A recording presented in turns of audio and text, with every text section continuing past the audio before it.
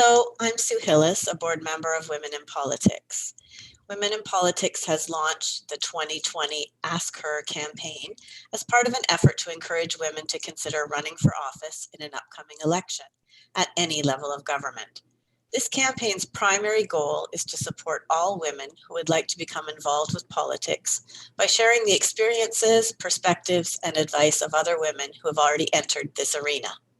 We will hear from women who previously served in public office, from current elected officials, and women who ran in the past. All will offer their advice and experience to help inspire other women to enter the race. Above all, we want to achieve the goal of having more women's voices at decision-making tables.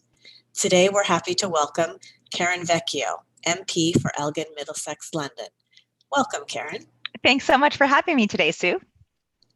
Tell me about the moment that you decided to run for office. Well, I wouldn't say that there was a moment precisely. It took some time for me to get there. And I had decided when I went for the nomination in December of 2014, I actually had just decided that year that I was going to go into federal politics as a candidate.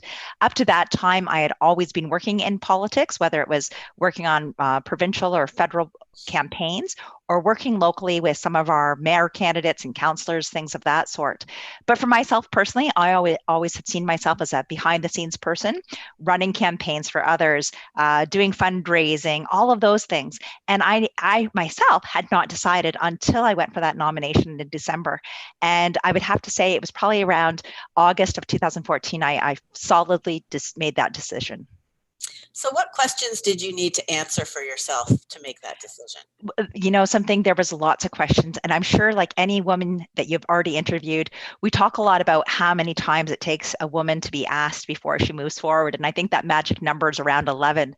And for me, there were so many variables. First of all, I'm a mom of 5, and that can be extremely challenging, whether you're in the home or away at work. It can be a very challenging balance to find. So it wasn't just about me moving forward, it was about my entire family moving forward, because the switch of what we're going to do in the home was switching on to my husband. In the job that I am in, you're gone for 26 weeks a year, and those are 26 school weeks. So, that between September and June, that means all of that parenting with our children is on the shoulders of my husband. So making sure your partner is on board, or whether you're a male or female, is so important, because it is a family that goes into this, not just about one person. And I think that's very, very different for women when they're considering rather than men. So that was probably my number one barrier, was as a mom, seeing that I could do both and still be successful. And there are days that you still can question, was that the right decision or not? So do you think that was the biggest hurdle you had to overcome in order to run, was getting the family on board and making sure you were okay with that decision of leaving the family behind for those 26 weeks? The personal hurdle wasn't about getting them on board. It was getting myself on board.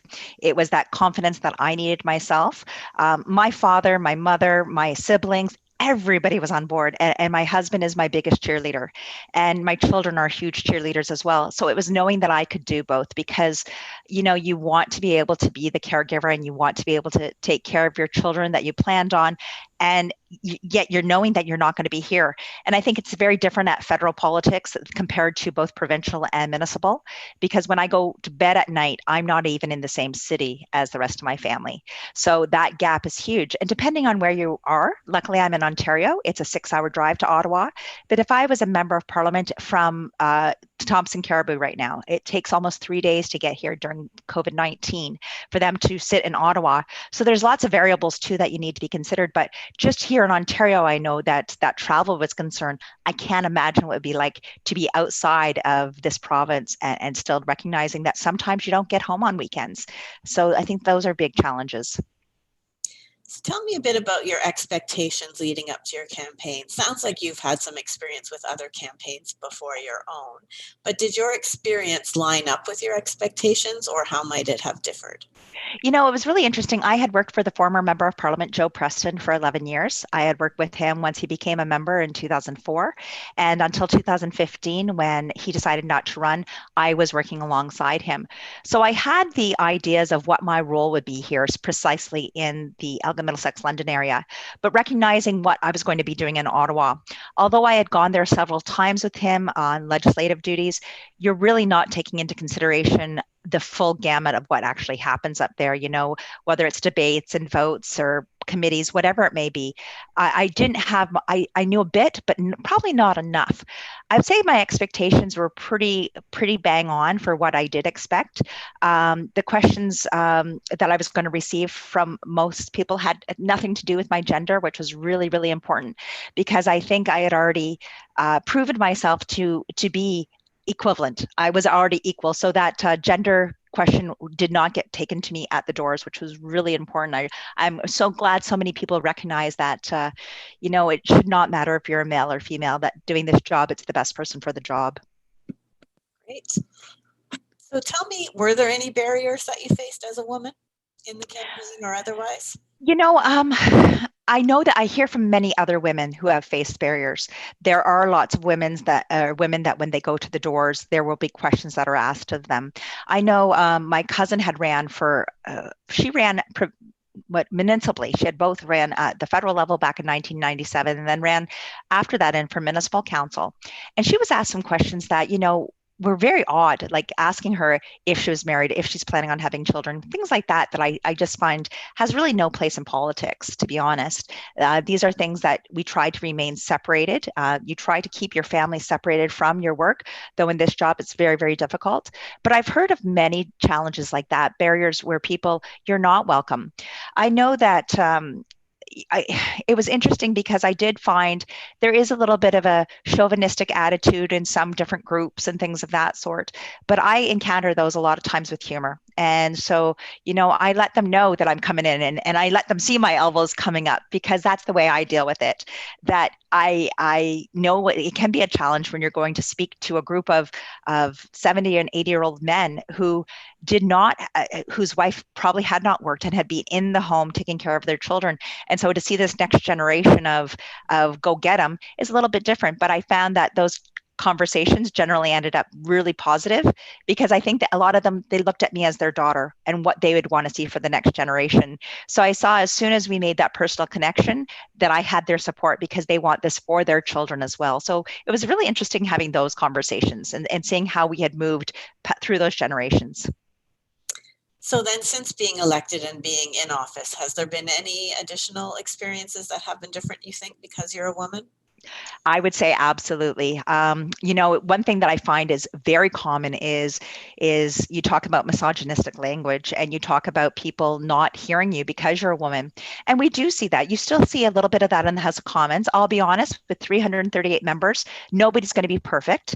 But I find that from all parties, sometimes there can be that little idea that the men are, have a place to be there. But I think that we have so many phenomenal female MPs in the House of Commons representing all different parties that we have really shown that we have a place there. And I think that over the last few years, we've really seen that momentum. And we have seen some extraordinary women leaders, whether it's Ronna Ambrose or you can look at Chrystia Freeland right now. We have seen some women lead parts of their parties or lead huge portfolios that have shown a very strong female character and have been making important policies. And so I think we're really seeing a change over this last decade. Do you think there's any alliances among the women, regardless of party lines, in the House of Commons? Oh, absolutely. I would say that there really is. I have been very fortunate in my time to be the chair of Status of Women. And part of that job is we don't, trust me, if you're trying to find the definition of feminist, you may not want to come to the Status of Women Committee, because that's where you've got 10 different women who have 10 different thoughts. And even within my own party and watching other parties, we also have different thoughts on what a woman's role is. They're usually along the same line, but sometimes there's a few just different thoughts. And I found that being as the chair of Status of Women, days that I was having a bad day, I was surrounded by friends first. I wasn't surrounded by other members of Parliament. I was surrounded by friends. And I'm sure you've had Lindsay Matheson, you may be doing an interview with her on this, that we became friends from that. So I would have to say we've built some very strong alliances. And I have those alliances in all the party. And yeah, being a female does draw that. You may be talking about very sensitive medical issues. And you find that the only one that might understand this is another female parliamentarian. And it's interesting because I became good friends with a lady by the name of Karen Ludwig, who is from the New Brunswick South area. And her and I were sharing things that I would share with just a normal friend. And it was great because we had built that alliance as being members of parliament in very special circumstances, and how we are as late 40-year-olds were going through some trials and tribulations. Well, that's great to hear. I'm sure women will feel that you are supported as a woman by the other women. Absolutely. So what advice or guidance would you offer a woman who's just starting to think about running for political office? Well, I think one of the biggest things is that, and what I'm saying now may change from what I said 5 years ago, but I find that in this role, you're always growing. And so it's really, really important to allow that growth to go. But I think a lot of times I went in there thinking that I had to be in the box. And I remember a number of years ago, somebody who was very strong into politics didn't think that I was the right type of politician, questioned myself because I'm very funny, if you ask me, but I was very outgoing. I'm very touchy. I would prefer to hug people. Not a good time during COVID, but I'm very interpersonal. And those are things that I really prefer to engage with people. And I think what happened even in my first 2 years, I think I was trying to become too much of that person in a suit, that I needed to stay within those lines. But the more I'm sharing in Parliament, the more that I'm just trying to be authentic and genuine me. So I think that my best and biggest piece of advice is that the reason you got to where you are in the first place is because of who you are.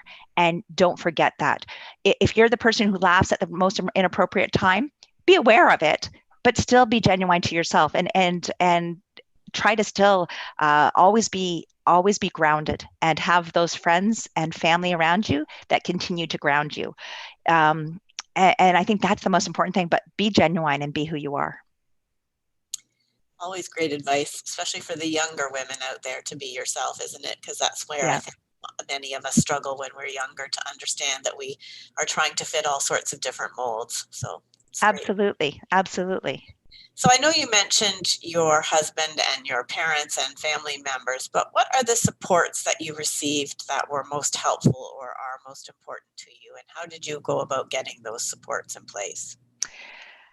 Greatest supports, that's a really good question. To be honest, one of the greatest supports that I have are the staff and the people that I work with each and every day.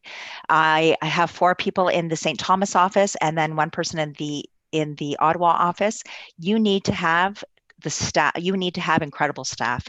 You need to have people that are understanding that, especially in politics, that a lot of people want to call it a blood sport. I don't think it should be a blood sport.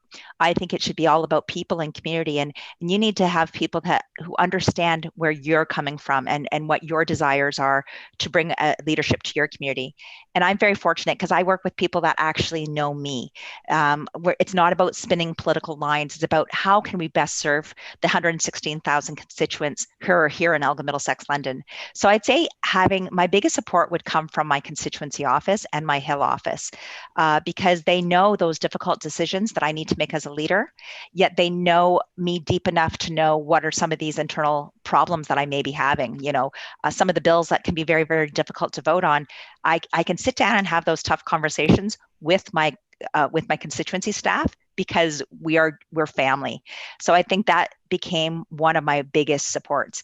But my husband, of course, and my children, my neighbors. I'm seeing that you're from Western, and there's a guy named Jeff Renault who lives just down the street from here. And if it wasn't for Jeff, I don't know how my child would have got through basketball because he was always there. So the friends and neighbors that we have here to fill those gaps when somebody needs to be picked up, or where my son has a dentist appointment and Mike is working and my dad has to go and pick him up.